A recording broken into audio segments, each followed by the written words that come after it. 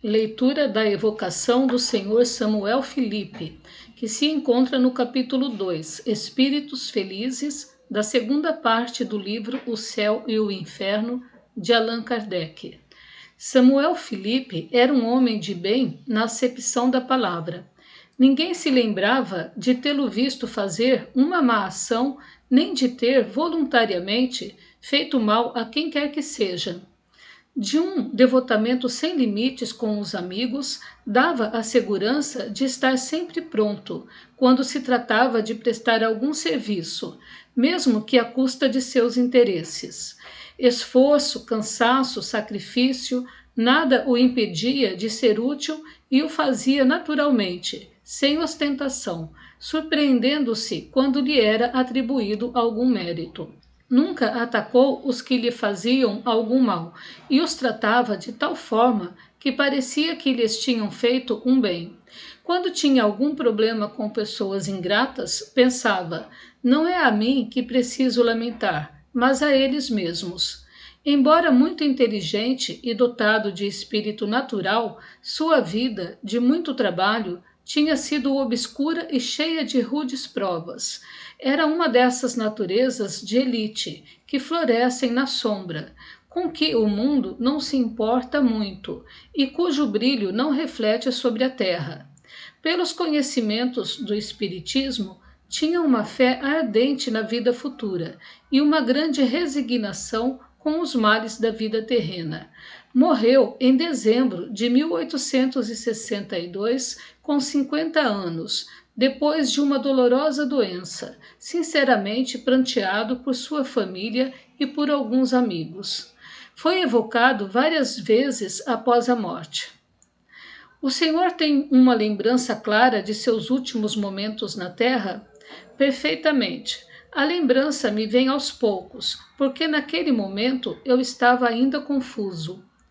Para nossa instrução e pelo interesse que nos inspira sua vida exemplar, poderia nos descrever como se deu sua passagem da vida corporal para a vida espiritual e qual sua situação no mundo dos espíritos? Com prazer. Essa narrativa não seria útil apenas para vocês, mas também para mim. Voltando-me aos pensamentos na terra, a comparação me faz avaliar melhor ainda a bondade do Criador. Vocês sabem quantas atribulações tive em minha vida. Nunca perdi a coragem na adversidade, graças a Deus. Hoje me congratulo por isto. Quanto eu teria perdido se tivesse perdido a coragem? Tremo só de pensar que, por fraqueza, tudo o que sofri tivesse sido sem proveito e eu tivesse que recomeçar.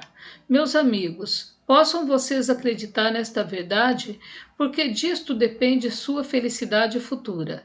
Não, certamente, alguns anos de sofrimento não significam pagar muito caro por esta felicidade. Se vocês soubessem como alguns anos são muito pouco diante do infinito. Se vocês acham que minha última existência teve algum mérito, não diriam o mesmo das anteriores. Foi a força de muito trabalho que me transformei no que sou agora. Para apagar os últimos traços de meus erros anteriores, era preciso ainda sofrer estas últimas provas, que voluntariamente aceitei. Busquei na firmeza de minhas resoluções a força para suportá-las sem queixas. Hoje bendigo essas provas com as quais rompi com o passado, que agora é apenas uma lembrança para mim. E posso, daqui para frente, olhar com legítima satisfação o caminho que percorri.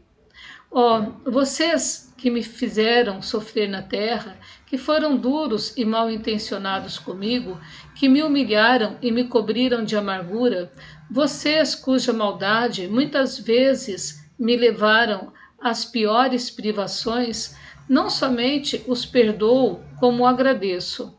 Querendo me fazer o mal, não imaginam como me fizeram o bem. Portanto, é verdade que devo a vocês a felicidade de que gozo, porque me deram a oportunidade de perdoar e de devolver o mal com o bem. Deus os colocou em meu caminho para provar minha paciência e me exercitar na prática da caridade mais difícil, a de amar os inimigos. Não se impacientem por eu me desviar do assunto.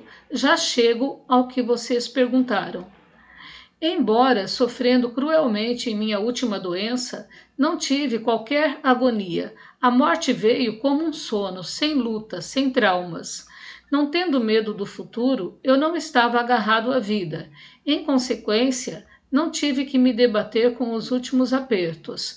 A separação ocorreu sem esforços, sem dor e sem que eu percebesse. Ignoro quanto tempo durou esse último sono, mas foi curto. O despertar foi de uma calma que contrastava com o meu estado anterior. Não sentia mais dor e estava contente. Queria me levantar, andar, mas um entorpecimento nada desagradável e até com um certo encanto me segurava. Então me abandonei a esse torpor com uma espécie de volúpia, sem ter consciência de minha situação e sem duvidar de que tinha deixado a terra. O que me cercava me aparecia como em um sonho. Vi minha mulher e alguns amigos de joelhos no meu quarto, chorando, e pensei que certamente acreditavam que eu estava morto. Quis avisá-los de que estavam enganados, mas não pude articular nenhuma palavra e imaginei que estava sonhando. O que confirmou essa ideia foi que me vi cercado por pessoas amadas, que tinham morrido havia muito tempo, e por outras que não reconheci em um primeiro momento, que pareciam me velar e esperar meu despertar. Esse estado foi entremeado de instantes de lucidez e de sonolência, durante os quais eu recuperava e perdia alternadamente a consciência de meu eu. Pouco a pouco, minhas ideias adquiriram mais nitidez. A luz que eu só entrevia através de uma névoa ficou mais brilhante. Então comecei a me reconhecer e compreendi que não pertencia mais ao mundo terreno. Se eu não tivesse conhecido o Espiritismo, a ilusão teria, sem dúvida, sido muito mais prolongada. Meus restos mortais ainda não tinham sido enterrados e eu já os olhava com piedade, feliz por ter me livrado deles. Estava tão feliz de ser livre. Respirava à vontade, como alguém que sai de uma atmosfera repugnante. Uma indescritível sensação de felicidade penetrava todo o meu ser. A presença daqueles que eu tinha amado me enchia de alegria. Eu não estava nem um pouco surpreso de vê-los. Tudo parecia tão natural. Parecia-me revê-los depois de uma longa viagem. Uma coisa ainda me espanta. Nós nos entendíamos sem articular nenhuma palavra. Nossos pensamentos se transmitiam apenas pelo olhar, como uma espécie de penetração fluídica. Entretanto, eu não estava completamente livre das ideias terrenas. A lembrança de tudo o que tinha sofrido me voltava de tempos em tempos, como para me fazer valorizar ainda mais a nova situação. Sofri no corpo, mas sobretudo sofri moralmente. Fui alvo de maledicências, dessas mil perplexidades mais penosas, talvez, que a infelicidade real, porque causam uma eterna ansiedade.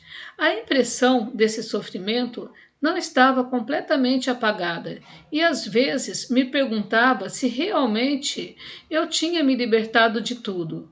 Parecia-me ainda ouvir algumas vozes desagradáveis.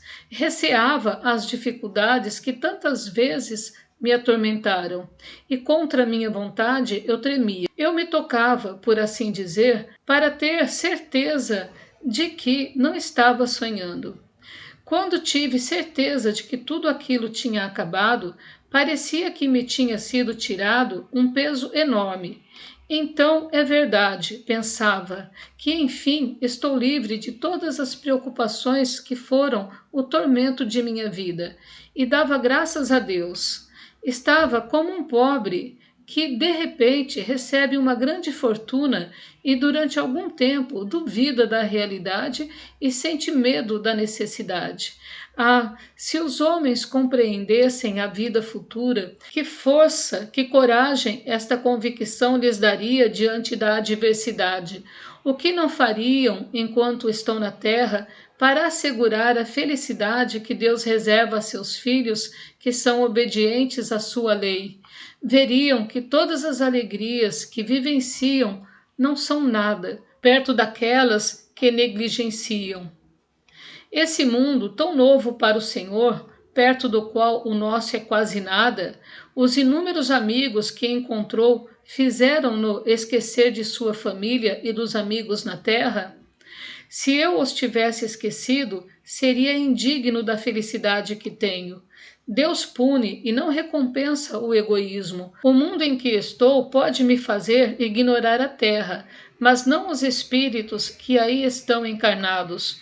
Somente entre os homens a prosperidade faz esquecer os amigos de infortúnio. Vou sempre rever os meus. Fico feliz com a boa lembrança que guardam de mim.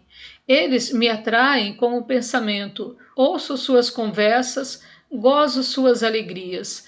Seus sofrimentos me entristecem, mas não é essa tristeza ansiosa da vida humana, porque sei que são passageiros e pelo próprio bem deles. Fico feliz em pensar que um dia eles virão para essa morada afortunada, onde não se conhece a dor. Dedico-me a torná-los dignos de virem para cá. Esforço-me para sugerir-lhes bons pensamentos e, sobretudo, a resignação à vontade de Deus que eu mesmo tive. Meu maior sofrimento é quando os vejo retardarem esse momento por falta de coragem, por suas lamentações, dúvidas sobre o futuro ou qualquer outro ato repreensível. Tento, então, desviá-los do mau caminho. Se consigo, é uma grande felicidade e todos nos regozijamos aqui. Se fracasso, lamento comigo mesmo. Mais um atraso para eles, mas me consolo pensando que nem tudo está perdido, sem retorno. Samuel Felipe.